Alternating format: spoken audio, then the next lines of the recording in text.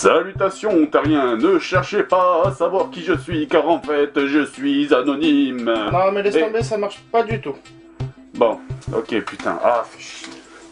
Bon, sérieusement, on rigole, mais en fait, si ça continue, on va pas rigoler longtemps, croyez-moi. Et en fait, si on est là aujourd'hui pour faire une vidéo tous en commun, c'est pour vous parler d'un sujet qui craint vraiment. Et oui, peut-être en avez-vous déjà entendu parler. Ou pas, car il semble que cette loi n'intéresse pas beaucoup Monsieur Pujadas ou Monsieur Pernaut. Et pourtant, elle est importante et l'ACTA est déjà aux portes du Parlement européen. Initialement, cette loi elle avait été faite pour lutter contre la contrefaçon, c'est louable, mais ça a été complètement dévoyé. De plus, aucun élu du peuple n'a été impliqué dans sa conception. Il faut dire que c'est normal, elle a été écrite sous la dictée d'intérêts privés qui s'accrochent à un modèle économique dépassé.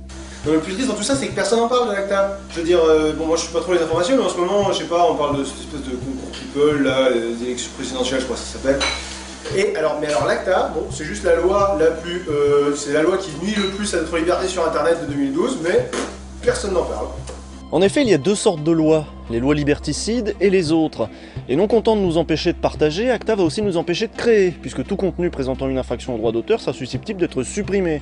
Quant à son créateur, pour lui ce sera l'amende ou la prison.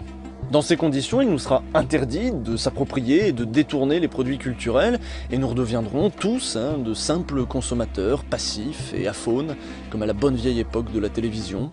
Avec une loi comme ça, terminée les tests de jeux vidéo, les séries abrégées, les parodies à la con, une grosse partie de la création amateur du net sera considérée comme illégale. Bah ouais, braquage, viol, 5 ans. Et toi? Moi je fais des vidéos sur internet et des fois j'utilise des musiques dont j'ai pas les droits. Putain, malade, tu me dégoûtes. Alors que peut-on faire? Aujourd'hui, des associations défendent vos droits et font pression sur les politiques avec des moyens simples et puissants mis à votre disposition. Il s'agit de pétitions, d'emails à envoyer. Rapprochez-vous d'associations telles que Havas.org et la Quadrature du Net et agissez simplement pour préserver l'Internet de la censure qui veut lui être imposée. Est-ce que c'est utile? Oui. Par exemple, face au dernier rassemblement, l'Allemagne a fait machine arrière et a suspendu son vote sur le texte.